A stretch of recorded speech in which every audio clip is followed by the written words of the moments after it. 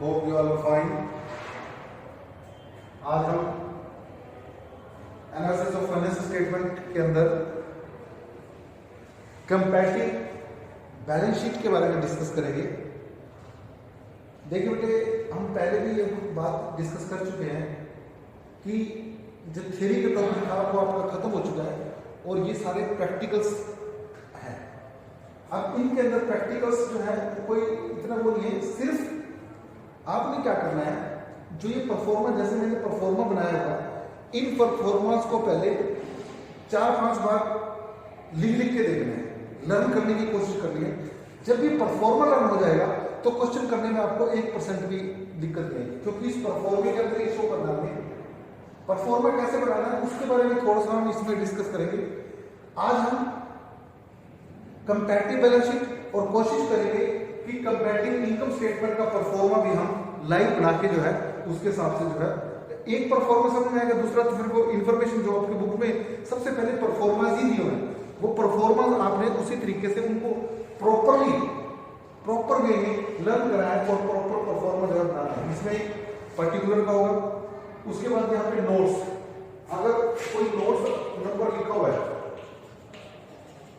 किस notes number का है, जैसे share capital reserve term liability है, ये किस उसमें है वो लिख देना है।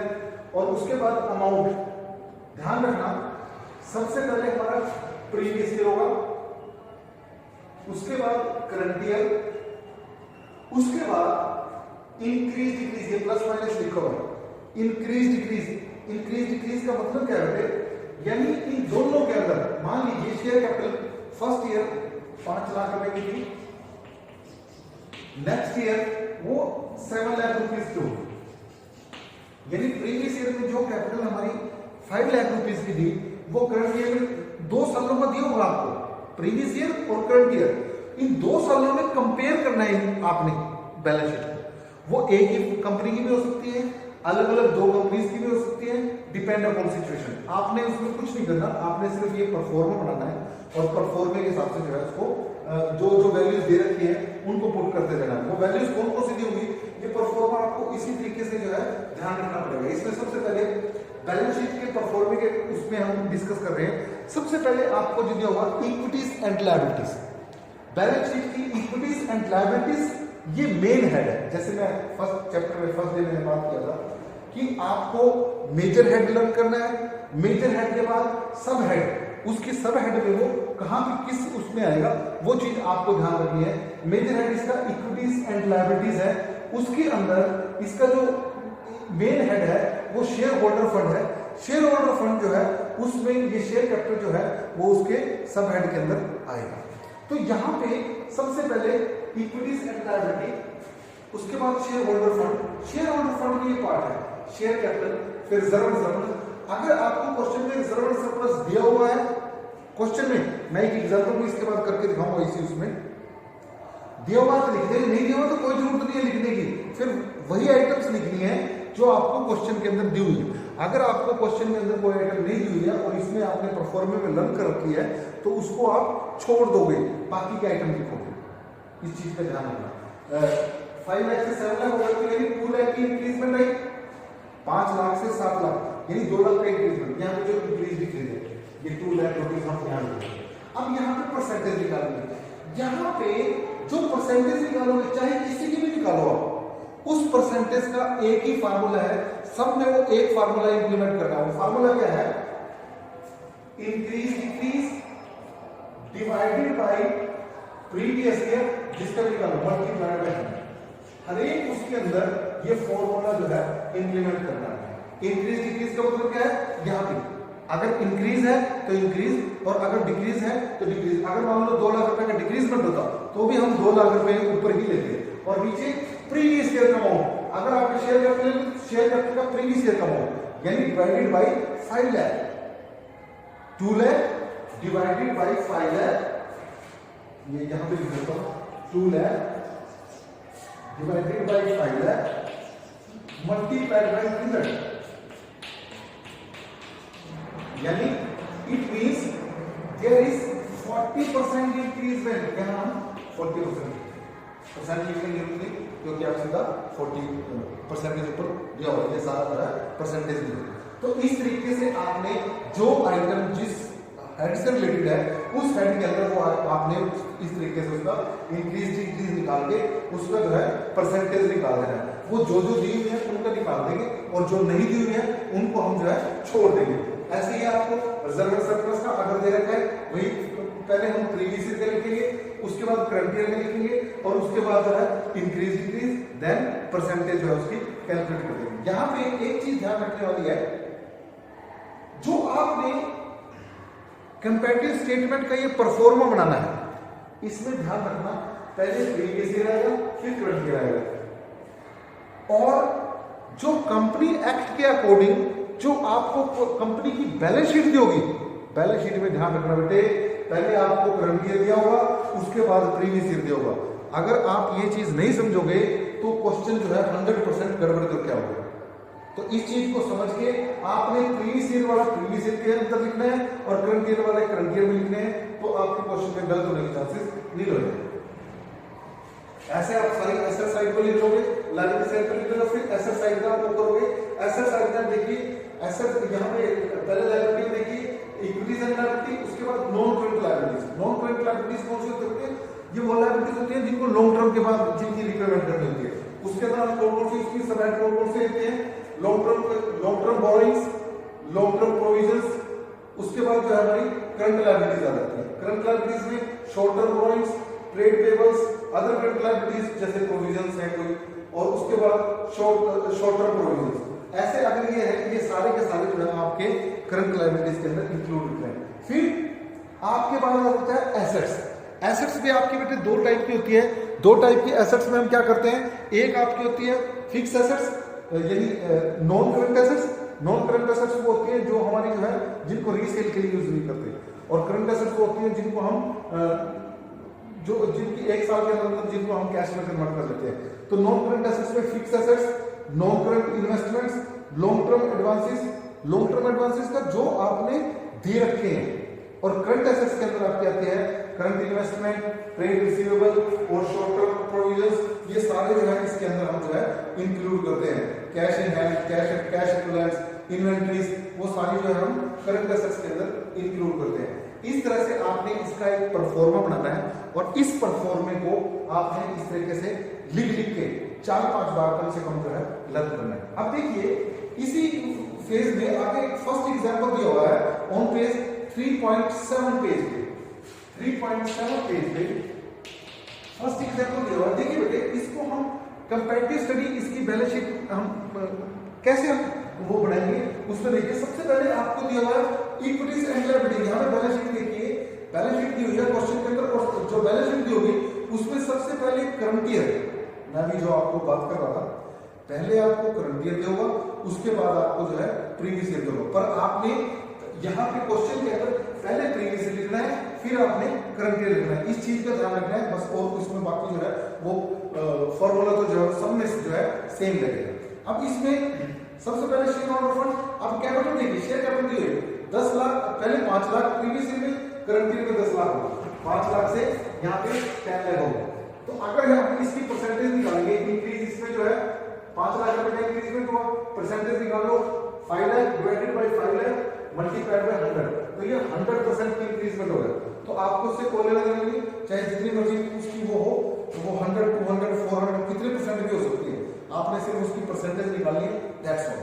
उसके बाद बात आती है फिर आपको रिजर्व एंड सरप्लस दिया हुआ है। अब रिजर्व एंड सरप्लस में देखिए बेटे, रिजर्व एंड सरप्लस जो क्वेश्चन में दिया हुआ आपको, करंट ईयर में 2 लाख, प्रीवियस ईयर में 3 लाख, यानी करंट ईयर में 2 लाख, प्रीवियस ईयर में 3 लाख, यानी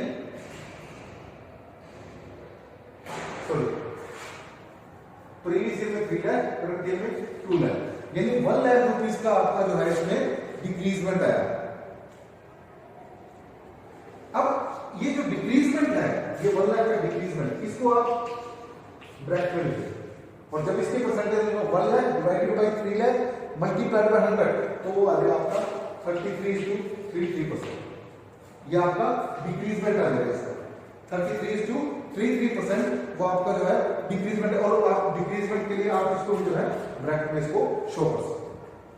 तो मतलब जितने भी आप इसके कॉलम आइटम्स लिखोगे वो सब के सब का जो है परसेंटेज जो जिस हेड के अंदर आते हैं उस हेड के अंदर ही लिखनी है। बस इसमें ये चीज ध्यान रखना है, अगर आप ऐसे इकट्ठे लिख दोगे तो वो क्वेश्चन गलत हो जाएगा, वो चेक नहीं होगा, वो 0 मार्क्स आपका जो है काउंट होगा। तो इस चीज का आपने जो है इसमें ख्याल रखना। उसके बाद इसमें लॉन्ग टर्म बोरोइंग्स दी हुई है, करंट ईयर में 5 लाख, प्रीवियस ईयर में 5 लाख और करंट ईयर में 8 लाख दी हुई है। तो इनको हम किस तरीके से लॉन्ग टर्म बोरोइंग क्या है, देखो करंट ईयर में 5 लाख, इसमें जो है 8 लाख, 3 लाख का इंक्रीजमेंट होगा। अब इसकी परसेंटेज निकालो, 3 lakh divided by 5 lakh multiplied by 100, तो ये आपका 60% जो है वो आप यहाँ पे शो कर दो। तो इस तरीके से आपने जो है कि सारे सभी की जो है वो परसेंटेज जो है कैलकुलेट करनी है, और ये सिर्फ आपने बस परफॉर्मे के अंदर लिख के उसकी परसेंटेज निकालनी है और इसमें कुछ भी नहीं करना है। तो इस चीज का थोड़ा सा आपने ध्यान रखना है। अब आगे आप इसमें देखिए, हम इसकी जो बैलेंस शीट है, इनकम स्टेटमेंट है, उसमें हम किस प्रकार से करेंगे, तो उस चीज का ध्यान रखिए।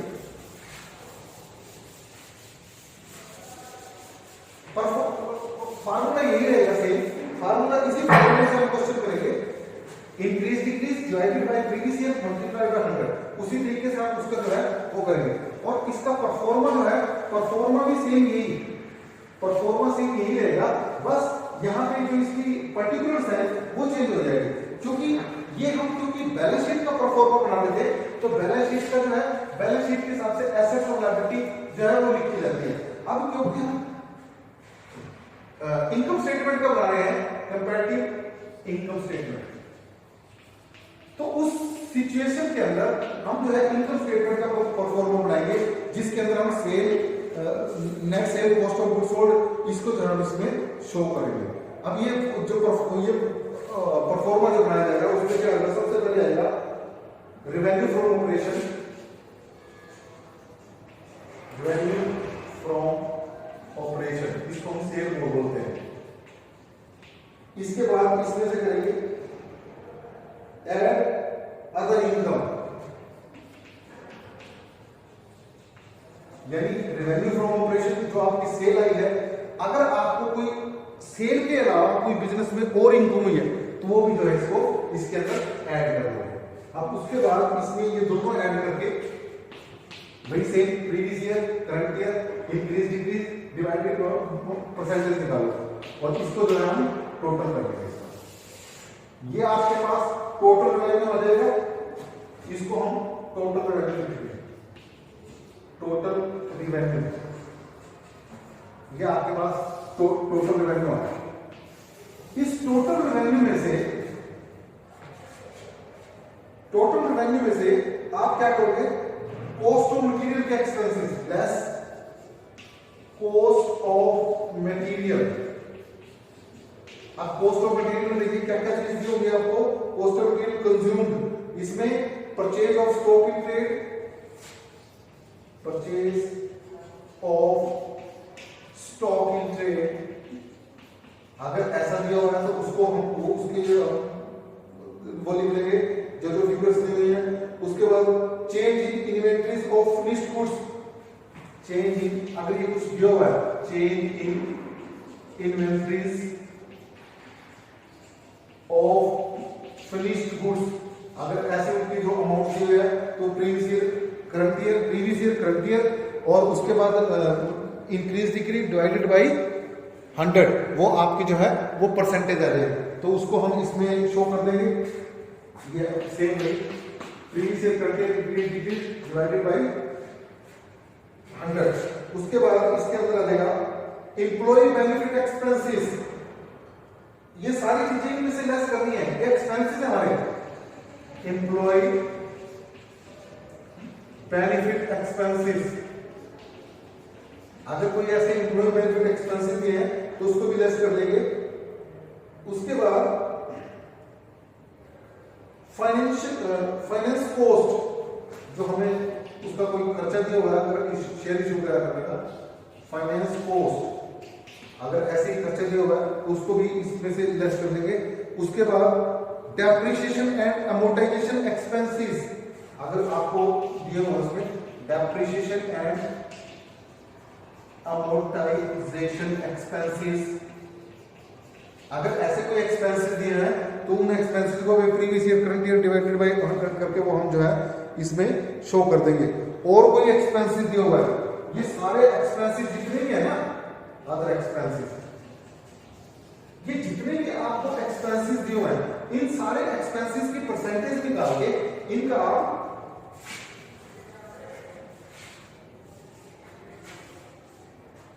ये जितने भी एक्सपेंसेस दिए हुए हैं सबका इनका जो है टोटल कर लोगे, टोटल एक्सपेंसेस। इसमें से इन एक्सपेंसेस को घटा दोगे तो आपके पास आ जाएगा प्रॉफिट बिफोर टैक्स, यानी ये आ गया आपके पास 1 और ये आ गया 2। अगर 1 में से 2 घटाओगे तो आपके पास आ जाएगा प्रॉफिट। 1 में से 2 घटा दो, ये तो प्रॉफिट आएगा यहाँ पे, फिर यहाँ पे, फिर इंक्रीज डिक्रीज, और उसके बाद परसेंटेज वैसे निकालेंगे, increase decrease divided by previous year multiplied by 100। तो उस तरीके से आपकी जो है इंक्रीज डिक्रीज निकल जाएगी। जो आपके पास ये प्रॉफिट आएगा, ये प्रॉफिट बिफोर टैक्स है, बिफोर टैक्स। उसमें से हम क्या करेंगे, लेस टैक्स। वो टैक्स का जो रेट आपको दिया हुआ, उस टैक्स रेट में से उसको टैक्स रेट को जो है उसमें से प्रीवियस में प्रीवियस वाला, करंट में से करंट वाला जो है घटा देंगे, वही सेम हम वैसे ही परसेंटेज कैलकुलेट कर लेंगे। और उसके बाद जो प्रॉफिट आ जाएगा वो आपके पास profit after interest and tax. ये आपके पास प्रॉफिट आफ्टर इंटरेस्ट टैक्स, यही चीज आपने जो है इसके अंदर कैलकुलेट करनी है। वो हमारा जो है comparative study of statement of profit और लॉस अकाउंट, उसका फॉर्मेट जो है आपने इस तरीके से प्रिपेयर करना है। बेटे मेरा जो आपको बताने का पर्पज है वो परफॉर्मा सेम रहेगा, चाहे वो आपकी कॉमन साइज है चाहे कंपैरिजन है। कॉमन साइज कंपैरिजन में यहाँ पे ये सेम रहेंगे और यहाँ पे चेंज हो जाएगा, प्रीवियस ईयर का प्रीवियस ईयर की परसेंटेज और करंट ईयर में करंट ईयर की परसेंटेज, बस यहाँ चेंज होगा। बाकी कंपैरेटिव स्टडी में ये दोनों परफॉर्म ऐसे रहेंगे, आइटम्स जो है दोनों उसके अंदर जो है वो सेम आएंगे। फिर भी हम जब कॉमन साइज स्टेटमेंट बनाएंगे तो कॉमन साइज स्टेटमेंट में आपको जो है उसका परफॉर्मा अलग से मैं जो है ऐसे ही बैलेंस शीट का और इसका जो है दोनों का परफॉर्मा जो है हम वैसे ही डिस्कस करेंगे। फिलहाल आपने क्या ध्यान रखना है, जो आपके कंपैरेटिव स्टडी के क्वेश्चन है उन क्वेश्चंस को ध्यान रखना, और उसमें जब आप उसकी परसेंटेज निकालोगे तो बेटे परसेंटेज का ध्यान रखना, परसेंटेज आप वैसे ही निकालोगे, increase decrease divided by previous year multiplied by 100 करके जो आएगा वो आपने परसेंटेज लिखनी है। चाहे आप वो कंपैरेटिव स्टडी आप बैलेंस शीट की बना रहे हो, चाहे आप कंपैरेटिव स्टडी आप जो है इनकम स्टेटमेंट की बना रहे हो, परसेंटेज जो है वो सब में सेम वैसे कैलकुलेट करनी है। और इसमें सिर्फ परसेंटेज कैलकुलेट करनी है, जो परफॉर्मा बनाना है उस परफॉर्मे के अकॉर्डिंग आइटम्स लिखनी है और उसको जो है प्रेजेंट करना है, दैट्स ऑल। और इसके अंदर कुछ भी नहीं है, फ्री के मार्क्स हैं। और इसमें से बच्चों ध्यान रखना कि 4 मार्क्स का क्वेश्चन जो है आपसे कई बार पूछा गया और कई बार पूछा जाता है, वो 4 मार्क्स का क्वेश्चन इसमें से 100% आता ही आता है। इसलिए इस टॉपिक में ये सबके लिए वो है, वे सब जो है इसमें मार्क्स ले सकते हैं, और इसलिए इसकी प्रैक्टिस जो है आप ज्यादा से ज्यादा इसकी प्रैक्टिस जो है करने की कोशिश करो। वहां से 1-2 बार आप कर लोगे तो इसकी प्रैक्टिस जो है आपको सफिशिएंट हो जाएगी और फिर आपके लिए जो है ये ओके रहेगा। उसके बाद हम कॉमन साइज स्टेटमेंट को जो है हम इसमें डिस्कस करेंगे। तो कोशिश करना इसके जितने हो सके उतने क्वेश्चन करने की। Thank you.